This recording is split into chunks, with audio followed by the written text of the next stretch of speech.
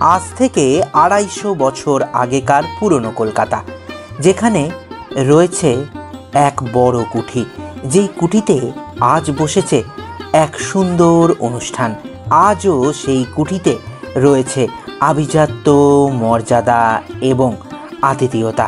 এই বিশেষ বাড়িতে আপনি আজও দেখা পাবেন পুরনো দিনের আসবাবপত্র, ঝাড়বাতি এবং আরও অনেক কিছু। আপনার বিশেষ দিন উদযাপন করতে পারবেন এই বাড়িতে এসে। এই রাজবাড়ির প্রতিটি কোণা ফিসফিস করে আপনাকে জানান দেবে সেই ইতিহাসের পাতাগুলোর কথা।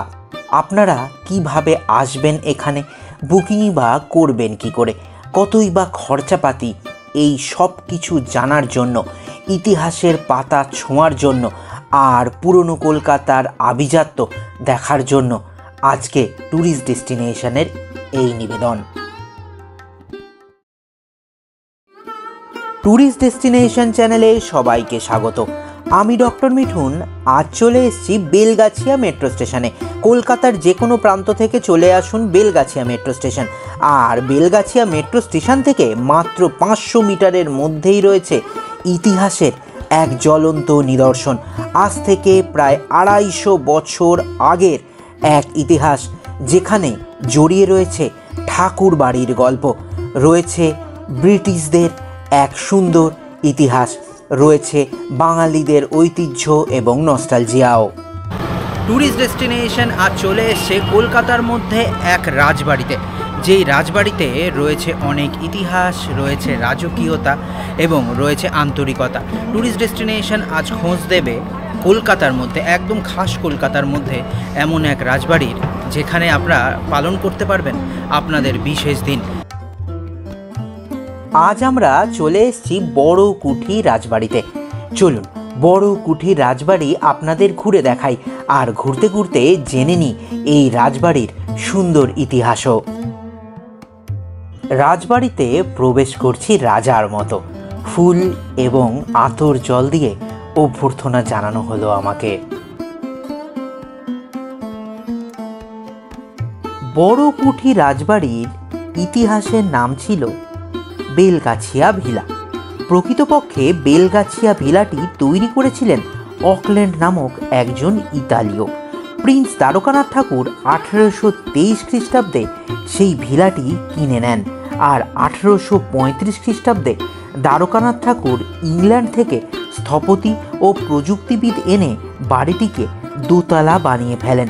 গোটা বাড়িটিকে ইউরোপীয় স্টাইলে গড়ে তোলেন।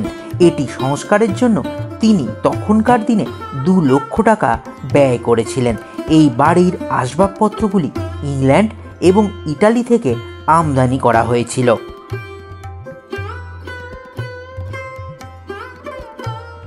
আমোদ প্রমোদে প্রায় সব ধরনের ব্যবস্থাই এখানে ছিল সেই সময়।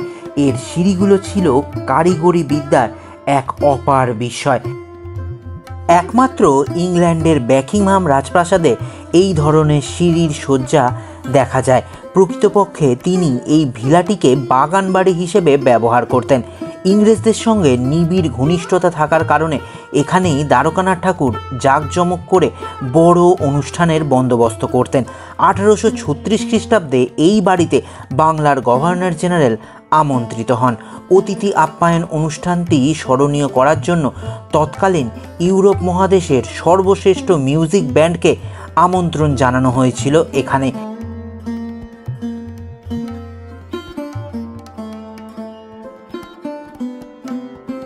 1841 খ্রিস্টাব্দের 25শে ফেব্রুয়ারি লর্ড অকল্যান্ডের ভগিনী মিস এমিলি ইডেনের সম্মানার্থে দ্বারকানাথ ঠাকুর একটি নৃত্যানুষ্ঠান ও সান্ধ্যকালীন মহাভোজের আয়োজন করেছিলেন এখানে। এরপরেও বেশ কয়েকবার এমিলি ইডেন এবং লর্ড অকল্যান্ড এই ভিলাতে এসেছিলেন।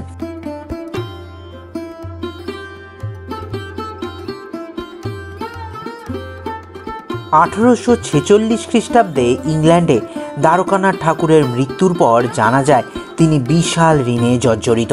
তার ঋণ শোধ করার জন্য পুত্র দেবেন্দ্রনাথ ঠাকুর বেলগাছিয়া ভিলা বিক্রি করে দেন। 1856 খ্রিস্টাব্দে মুর্শিদাবাদ জেলার কান্দি মহকুমার বৃত্তশালী সিংহরা 54,000 টাকার বিনিময়ে বেলগাছিয়া ভিলাটি ক্রয় করেন। 1857 খ্রিস্টাব্দের 1 জুলাই ভিলাটি পাইকপাড়ার রাজা প্রতাপচন্দ্র সিংহ রায়বাহাদুরের হস্তগত হয়। তারপরে বেলগাছিয়া ভিলার নাম হয় পাইকপাড়া রাজবাড়ি। এটি বেলগাছিয়ায় অবস্থিত বলে কেউ কেউ এটিকে বেলগাছিয়া রাজবাড়িও বলতেন।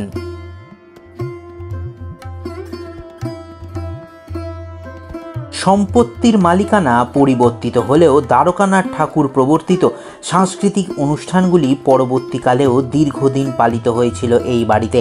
ইংল্যান্ড রাজ সপ্তম এডওয়ার্ড, প্রিন্স অফ ওয়েলস ও মার্কোয়েস অফ রিপন প্রভৃতি ব্যক্তিত্বগণ 1875 ও 1882 খ্রিস্টাব্দে রাজবাড়িতে আমন্ত্রণ রক্ষা করতে এসেছিলেন। ক্রমে ক্রমে এটি বাংলার সামাজিক সংস্কৃতির অন্যতম প্রধান কেন্দ্রস্থল হয়ে উঠেছিল।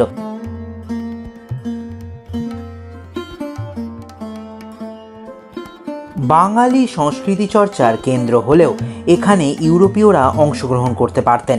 রাজা প্রতাপচন্দ্র সিং এবং ঈশ্বরচন্দ্র সিং বেলগাছিয়ায় নাট্যমঞ্চ প্রতিষ্ঠা করেন। পণ্ডিত রামনারায়ণের বিখ্যাত নাটক রত্নাবলী বেলগাছিয়া বাগানবাড়িতে অনুষ্ঠিত হয়েছিল।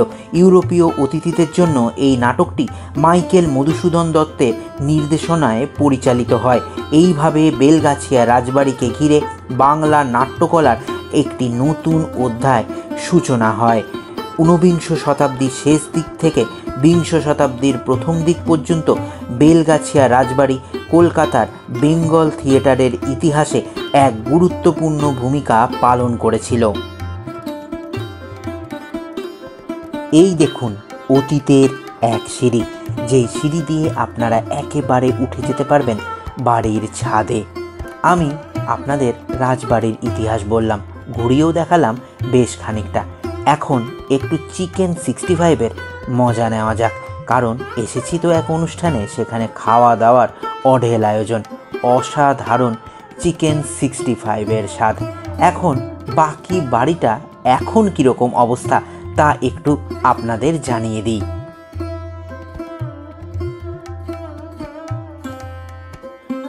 বড়কুঠি রাজবাড়িতে প্রবেশের সঙ্গে সঙ্গে আপনি যেমন দেখতে পারবেন বিশাল বড় গাড়ি বারান্দা, যেই গাড়ি বারান্দার পাশ দিয়ে উঠে গেছে এক রাজকীয় সিঁড়ি, রয়েছে বড় বড় ঝাড়বাতি, বড় বড় বলরুম, তার মধ্যে রয়েছে বড় বড় আয়না এবং আরও কত কি। রয়েছে দুটো ঘর, যেখানে ঠিক আগেকার দিনের জমিদারি পালঙ্ক, রয়েছে আসবাবপত্র এবং আরও বিশেষ কিছু নজর কাড়া। এই রাজবাড়িতে যে কোনো অনুষ্ঠানে 700 জন অতিথির আপ্যায়নের ব্যবস্থা আপনারা করতে পারবেন। তাছাড়া কর্পোরেট কোনো হাউসের যদি মিটিং করতে চান তারও ব্যবস্থা অনায়াসে করা যাবে এই বড়কুঠি রাজবাড়িতে।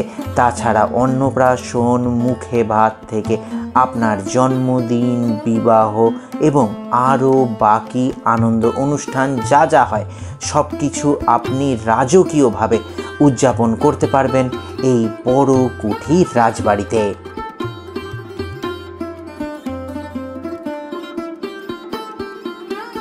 পুরনো দিনের থাম আলা সেই বাড়ি, কড়িকাঠ দেওয়া ছাদ, খড়খড়ি দেওয়া জানলা আর পুরনো দিনের সেই ঝাড়বাতিগুলো সব কিছুই যেন নতুন করে সাজিয়ে রাখা হয়েছে এই বড়কুঠি রাজবাড়িতে। আপনারা আপনাদের যে কোনো অনুষ্ঠানে সাবেকিভাবে পালন করতে হলে আসুন এখানে। আমি যেমন এখন চলে এসেছি একটি মকটেল কাউন্টারের সামনে, খেয়ে নেব ব্লু লেগুন। বললাম না বেশ কিছুক্ষণ আগে, পুরনো আতিথেয়তা সঙ্গে আধুনিকতা সব কিছুই পেয়ে যাবেন এই বড়কুঠি রাজবাড়িতে। পুরো রাজবাড়ি আপনাদের ঘুরিয়ে দেখালাম। এখন পায়ে পায়ে সিঁড়ি বেয়ে উঠে যাব রাজবাড়ির একদম ছাদে। সিঁড়িও খুব সুন্দর, চারদিকে কাঁচ দিয়ে ঘেরা।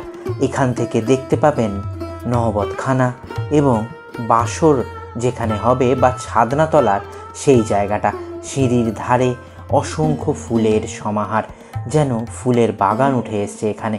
আর বয়স্ক মানুষদের জন্য রয়েছে লিফটেরও সুব্যবস্থা, তাই পুরো রাজবাড়ি ঘুরে দেখতেও একেবারেই মন্দ লাগবে না। আমি এখন চলে এসেছি বড় কুঠি রাজবাড়ির একদম উপরের ছাদে।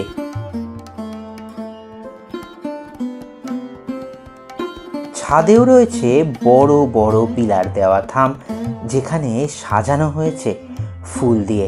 রয়েছে প্রচুর বসার জায়গা এবং সত্যিকারের প্রচুর গাছ। এ এক রাজকীয় অভ্যর্থনা যেন এখানে হবে খাওয়া দাওয়া, মানে আমোদ প্রমোদ এবং পেট পুজো। কি সুন্দর খাওয়ার জায়গা, একবার ভেবে দেখুন তো। রাজকীয় স্টাইলে আতিথেয়তা গ্রহণ করার এত সুন্দর জায়গা কলকাতার মধ্যে যে একেবারে রয়েছে তা ভাবাই যায় না। কলকাতার মধ্যে এত সুন্দর রাজার হালে সব কিছু করার জন্য চলে আসুন বড় কুঠির রাজবাড়িতে। দেখুন কি কি খাবার সাজানো রয়েছে। এখানে রয়েছে ছোলার ডাল, কচুরি, ফিশ ফ্রাই, যারা ভেজ খাবেন তাদের জন্য ভেজ পোলাও, রয়েছে পনিরের বিভিন্ন ধরনের আইটেম, ভেজ চপ, চিকেন লাভারদের জন্য রয়েছে চিকেনের অনেক কিছু ডিশ, এবং শেষে ডেজার্টে রয়েছে চাটনি পাঁপড় ছাড়াও ডেজার্টে রয়েছে বিভিন্ন ধরনের মিষ্টি। তো আর অপেক্ষা কিসের, আমিও শুরু করব এই স্বাদ আস্বাদনের।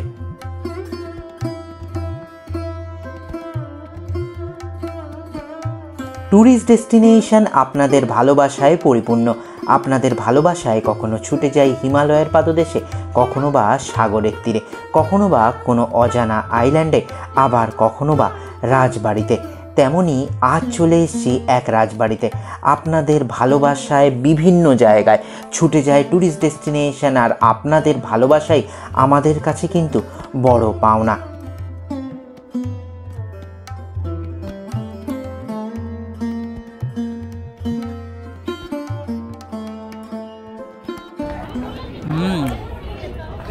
খুব ভালো। নিচে স্টার্টার খেয়ে মকটেল খেয়ে পুরো রাজবাড়ি ঘুরে এখন ডিনার করছি বা বিয়ের খাবার খাচ্ছি।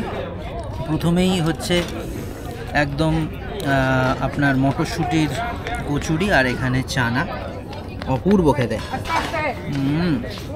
খুব ভালো।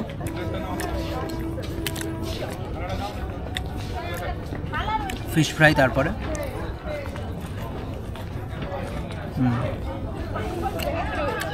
আমি তো পার্সোনালি খুব চিকেন লাভার, কিন্তু কিছু কিছু মাছ খুব ভালো লাগে, আর কিছু কিছু মাছের আইটেমও খুব ভালো লাগে। তার মধ্যে অন্যতম এই ফিশ ফ্রাই।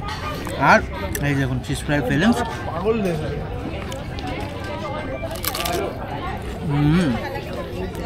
ইয়ামি। আর একটু দেখাই আপনাদের, এই হচ্ছে বাসন্তী পোলাও আর চিকেন। এই হচ্ছে বাসন্তী পোলাও,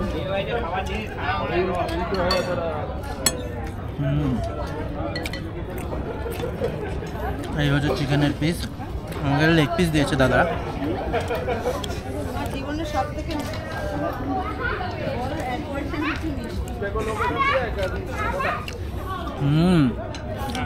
খুব ভালো। আরও অনেক কিছু আছে, কিন্তু আপাতত এগুলো শেষ করি, তারপর আবার বাকিগুলো খেয়ে দেখাচ্ছি। শেষ পাতে মিষ্টি, কালাকাঁদ,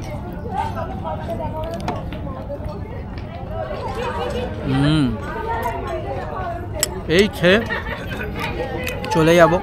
তো আপনারা আপনাদের প্রিয়জনে যে কোনো অনুষ্ঠানে নির্দ্বিধায় চলে আসুন বড় কুঠিতে। হলপ করে বলতে পারি দীর্ঘদিন মনে থাকবে। রাজকীয় খাবার দাওয়ার পর একটু আয়েশ করে পান না খেলে ঠিক যেন খাওয়াটা পরিপূর্ণ হয় না। তাই আমিও চলে আসলাম পানের কাউন্টারের সামনে। এখানে খেয়ে নেব পান।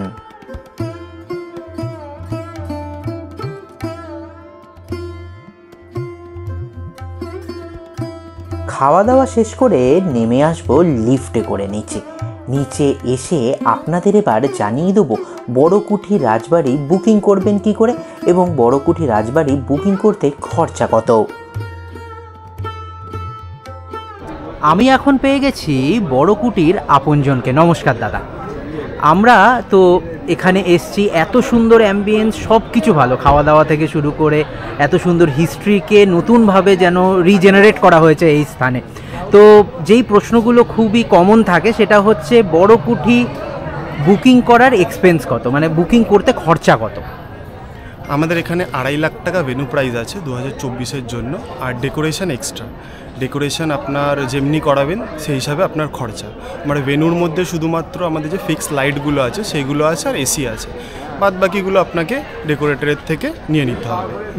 আচ্ছা, আর যারা বুকিং করতে চাইবেন তারা বুকিং করবেন কি করে? তারা ডাইরেক্ট আমাদের নাম্বার আছে 9836367737, এই নাম্বারে কল করতে পারে, বা আপনাদের ওয়েবসাইটে ভিজিট করে ওখানে ডিটেলস দেখে আমাদের নাম্বার দেওয়া আছে, অফিসিয়াল নাম্বার, সেখানে কল করে আমাদের এখানে ভিজিট করে বুক করতে পারে। আচ্ছা, আর একটা প্রশ্ন, আমরা তো মানে এখানে কি বিভিন্ন ধরনের ইভেন্টের জন্যই আপনারা বুকিং নেন? বিভিন্ন ধরনের ইভেন্ট, সব রকম ইভেন্টের জন্য এখানে বুকিং হয়, ম্যারেজ থেকে বার্থডে পার্টি, রিসেপশন, কোনো কর্পোরেট ইভেন্ট, সমস্ত রকম ইভেন্টের জন্যই বুকিং নেওয়া হয়। আচ্ছা দাদা, খুব ভালো, নমস্কার। Thank you.